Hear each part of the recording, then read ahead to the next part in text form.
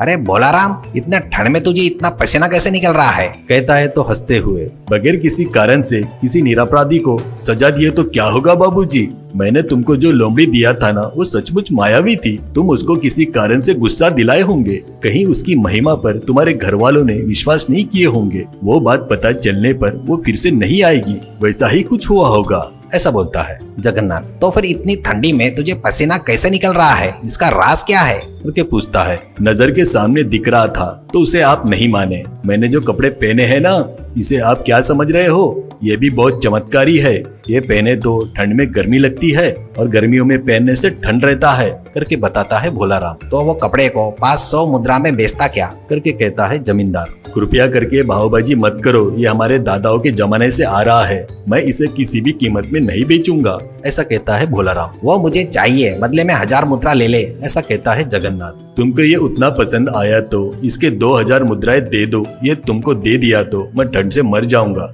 ऐसा कहता है भोलाराम। जगन्नाथ उसको मांगे उतने पैसे देकर उससे वो शर्ट लेकर घर में जाकर धोकर सुखाता है।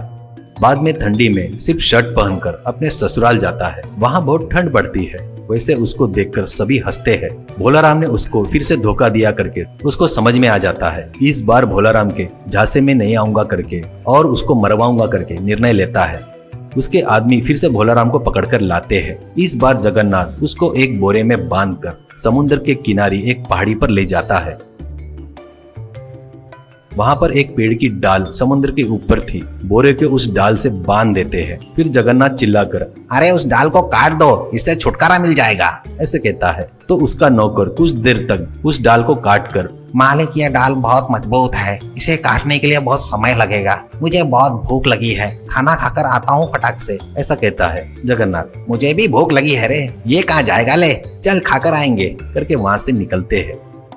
वो जाने के बाद भोलाराम, मुझे नीचे उतारो, करके चिल्लाता है। इतने में जगन्नाथ के ससुर जी लाल किशन अपनी लड़की को देखने के लिए उधर से आ रहा था।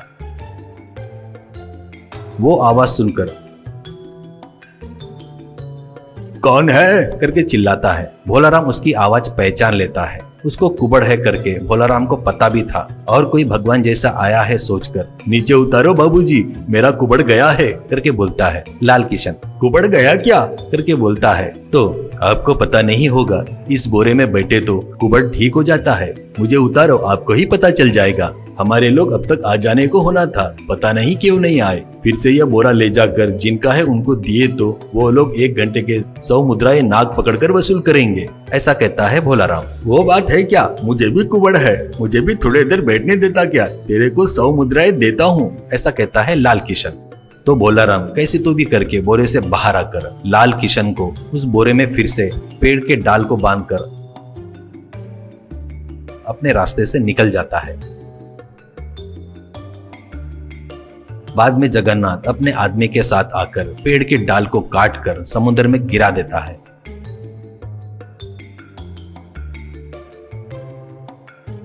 कुछ महीने गुजर जाते हैं। एक दिन भोलाराम जानबूझकर जगन्नाथ के घर के तरफ आता है। जगन्नाथ उसको देखकर चौंक कर, तू मर गया था ना, फिर से कैसे आ गया, करके आश्चर्य से पूछता है। अच्छे लोग कभी नहीं मरते, सुना ही होगा ना।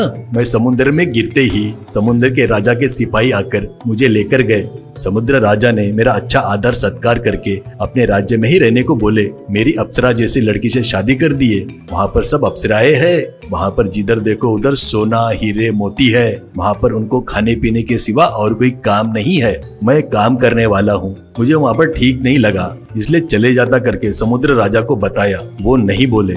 मैं मुझे जाना है करके बताया। उन्होंने कहा जब दिल करे तब आ जाना और अपने खास दोस्तों को भी लाते रहना करके बताए। मेरी पत्नी को साथ लेके चलता बोला तो वो इस दुनिया में नहीं आती बोली, ऐसे कहता है भोलाराम। अरे ये तो पागल है, बेवकूफ है। मैं तो वहाँ के सभी औरतों से शादी करके राजा को वहाँ से हटाकर मैं राजा बन जाता था, करके सोचता है जगन्नाथ और भोलाराम से।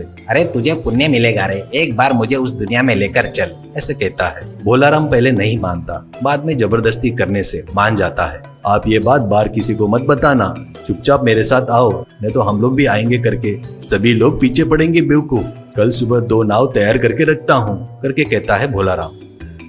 अगले दिन समुद्र के किनारे में दो नाव तैयार रहते हैं। एक लकड़ी का था और दूसरा मिट्टी का था। जगन्नाथ के आते ही उसको मिट्टी के नाव में चढ़ाकर वो लकड़ी के नाव में चढ़ता है।